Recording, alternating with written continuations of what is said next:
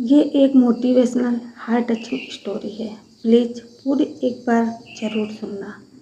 शाम का वक्त था, नैना चाय बना रही थी। तभी डोरबेल बजी। वो किचन से हाथों को पोंछती हुई बाहर आई और दरवाज़ा खुला। सामने उसके जेठ और जेठानी खड़े थे। वो साइड में हो गई और उनको अंदर आने के लिए बोला। झुककर उनके पैर छुए, उनको बैठने के लिए बोलकर उसने आवाज़ लगाई, सुनिए, भाई साहब और भाभी जी आए हैं। अंदर से नैना के पति केशव बाहर आए और झुककर दोनों के पैर छुए। केशव अरुण जी के सगे भाई थे, शहर के बहुत बड़े डॉक्टर थे। उनके दूसरे बेटे तरुण की शादी थी। वो केशव को निमंत्रण देने आए थे। वैसे तो उनको पता ही था, फिर भी वो कार्ड और मिठाई लेकर आए थे। शीला ने आगे बढ़कर नैना को कार्ड और मिठाई देते हुए कहा, ये तरुण की शादी का कार्ड और मिठाई। हम मंदिर से ही आ रहे हैं और तुम सबको तो पहले आना है। नैना ने उनके हाथ से कार्ड लिया और बोली, बहुत बहुत बधाई आपको, मैं चाय बनाती हूँ। शीला ने पूछा, बच्चे नहीं दिख रहे हैं। तभी केशव ने तीनों बच्चे नैना अपने कामों में लग गई। केशव किचन में नैना से थोड़ी दूरी पर दीवार से टिककर खड़े हो गए। नैना ने पीछे मुड़कर देखा। उसे पता था केशव उससे क्या बात करने आए हैं। अगर आप वही बात करने आए हैं तो मेरा जवाब ना है। मैं आपको और बच्चों को नहीं रोकूंगी, लेकिन आप मुझसे नहीं कहेंगे जाने के लिए। नैना ने कहा। नैना, केशव ने कहा, नहीं, मैंने कहा ना। केशव चुपचाप किचन से चले गए। उन्हें पता था नैना का जवाब यही होगा। रात को किचन का काम निपटाकर जब नैना घर का दरवाज़ा बंद करके वापस आ रही थी, तभी उसकी नज़र तरुण के शादी के कार्ड पर गई। वो वहीं बैठ गई और कार्ड खोलकर देखने लगी। उसमें उसका और केशव का नाम भी लिखा था। नैना ने तरुण के लिखे हुए नाम पर हाथ फेरा, जैसे वो तरुण से ही सर पर हाथ रखा हो, और बोली, शादी की बहुत बहुत बधाई तरुण, ईश्वर तुम्हारी जोड़ी खूब फले फूले। उसकी आंखें नम हो गईं और वो बीते वक्त में पहुंच गई। तरुण जी 3 भाई थे, वो गोविंद और केशव। गोविंद दूसरे शहर में रहता था और सरकारी नौकरी करता था। उसके भी 2 बेटे थे। केशव उसी शहर में रहता था और एक कंपनी में सेल्स का काम करता था। नैना पढ़ाती थी और 3 बच्चे थे, 2 बेटियां, 1 बेटा। दोनों बेटियां बड़ी थी और बेटा छोटा। पहले सब साथ में ही रहते थे। अरुण शहर के बहुत बड़े नामी डॉक्टर थे। उनका काम काफ़ी बढ़ गया था, इसलिए उन्होंने उसी शहर में दूसरा फ्लैट लेकर वहीं हॉस्पिटल और घर बनवा लिया था। बड़ा बेटा आरव भी अपने पिता के नक्शे कदम पर चलकर हार्ट सर्जन बन गया था। दूर दूर से लोग आते थे, इसलिए उनको कहीं और जाने की ज़रूरत नहीं पड़ी। तरुण भी डॉक्टर था, उसने भी प्रैक्टिस शुरू कर दी थी। आरव की शादी थी, सब लोग शादी में आए हुए थे। गोविंद की पत्नी और केशव की पत्नी ने सारे कामों को संभाल रखा था।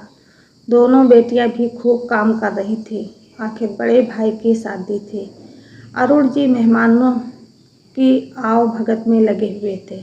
गोविंद और केशव ने भी बाहर का सारा काम संभाल रखा था। बाकी बचा हुआ डेकोरेशन का काम बच्चों की देखरेख में हो रहा था। सब बहुत खुश थे। शादी की रस्में शुरू हुई, खूब नाच गाना हुआ। शादी का दिन भी आया। बहुत अच्छे से शादी संपन्न हुई। आरव अपनी दुल्हन को लेकर घर आ गया। अगले दिन मुंह दिखाई की रस्म थी और रिसेप्शन शाम को था। सब थके हुए थे तो शीला, अरुण जी की पत्नी, ने सबको थोड़ा रेस्ट करने को कहा। जिसको जहाँ जगह मिली वो वहाँ पर सो गया। 11 बजे सब तैयार होकर रस्म के लिए आना था। नैना ने केशव से कहा, बहू को देने के जो लाए थे वो लाकर में ही है, जाकर ले आते हैं। केशव हाँ बोलकर उसके साथ जाने के लिए तैयार हो गया। दोनों ने अरुण और शीला को बताया कि हम लोग जा रहे हैं, जल्दी ही आ जाएंगे। बैंक पहुंचकर दोनों ने देखा तो लॉकर के लिए बहुत लंबी लाइन लगी हुई थी। शादी का सीजन था, शायद इसलिए दोनों को इंतज़ार करना पड़ा और 1 घंटा लग गया बैंक में। उसने फ़ोन कर पूछा तो अभी थोड़ा समय था रस्म शुरू होने में। नैना ने केशव को कहा, निकलते हैं तो ज़रा घर भी हो लें, हम 4 दिन हो गए हैं, अब यहीं हैं तो देख लेते हैं। केशव के साथ वो घर देखने चली गई। दोनों जब अरुण के यहाँ पहुँचे तो देखा सब एक जगह इकट्ठा है और माहौल कुछ ठीक नहीं है। क्या हो गया? केशव ने पूछा। सब उनकी तरफ देखने लगे। पता चला मेहमानों में शीला जी की बहन की लड़की, जिसकी शादी थोड़े दिन पहले हुई थी, उसका मंगलसूत्र खो गया है और वो रोए जा रही थी। घर के नौकरों पर सबका शक था, सब वहीं थे, लेकिन कोई भी ये नहीं बोल रहा था कि उसने लिया है। मंगलसूत्र बोलता भी क्यों? घर वालों से पूछने का तो कोई मतलब ही नहीं था। ऐसा कोई क्यों करेगा? तभी शीला जी की बहन ने नैना से पूछा, तुम नहीं थी यहाँ, बाकी सब तो यहीं थे, कहीं तुमने तो नहीं? उन्होंने इतना ही बोला था कि केशव ने कहा, कैसी बातें कर रही हैं आप सब हमारे मेहमान हैं। हम दोनों भैया और भाभी को बताकर गए थे। सब सवालिया नज़रों से नैना और केशव को देख रहे थे। अरुण जी बोले, हाँ ये बताकर गए थे। नैना की आंखें भर गईं। उसने शीला जी की तरफ देखा लेकिन कुछ नहीं बोली। तभी तरुण जो रिसेप्शन की तैयारी देखने सभी बच्चों के साथ गया था, वापस आ गया। उसने देखा कि सब लोग हॉल में हैं। क्या हुआ? उसने पूछा तो उसे बात पता चली। वो 1 मिनट आता हूँ बोलकर अपने कमरे में गया और अपने हाथ में कुछ लेकर वापस लौटा। उसने कहा, ये है ना आपका मंगलसूत्र? सब हैरानी से उसे देख रहे थे। तरुण ने कहा, जी आप इसे मेरे वॉशरूम में भूल आई थी।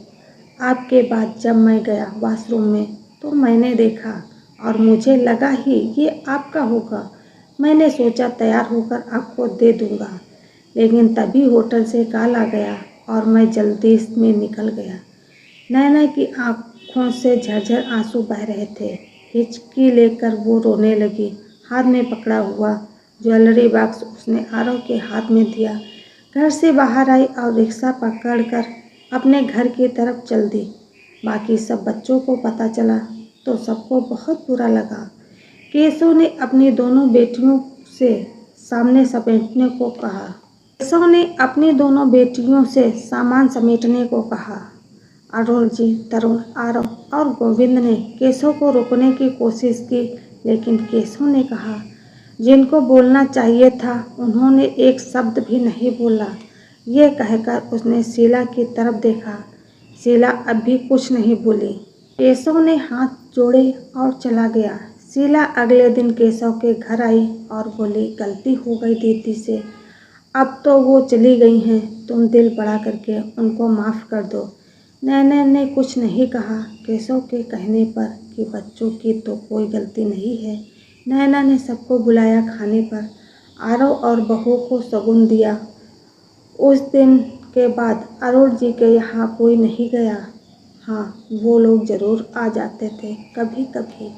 नैना, आवाज़ से उसका ध्यान टूटा। केशव ने देखा नैना के हाथों में शादी का कार्ड है और उसकी आंखों में नमी है। केशव ने साइड से उसके कंधे पर हाथ रखा। तो क्या फैसला किया तुमने? तुम जो भी फैसला करोगी हम तुम्हारे साथ हैं।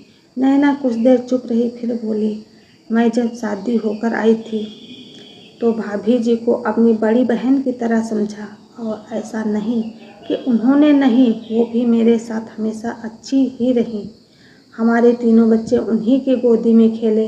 भाई साहब ने भी कभी कुछ नहीं कहा और ना ही आरव और तरुण ने। समय के साथ भाई साहब अच्छे डॉक्टर बन गए। ये पुश्तौनी घर छोड़कर दूसरे घर में चले गए। खुशी की बात थी हमारे लिए भी। मैंने टीचिंग जॉब कर ली। भाभी जी के यहाँ आना जाना लगा रहा। कुछ भी होता उनके घर में तो भाभी जी बुला लेती। सारा काम मैं और हमारी दोनों बेटियां संभाल लेती थी।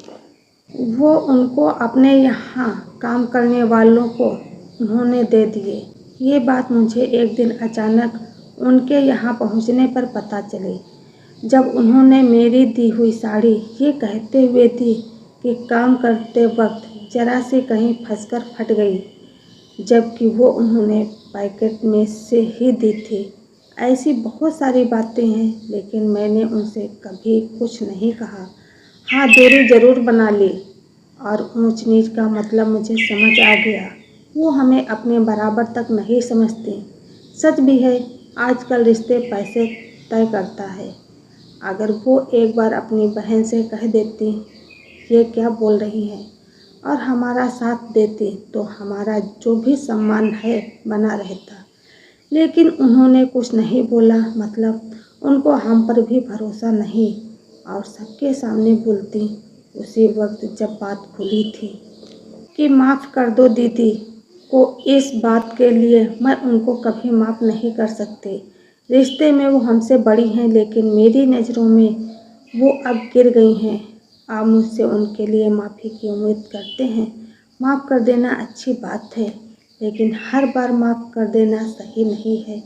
मैं नहीं चाहूँगी और आप सबको नहीं रोकूँगी।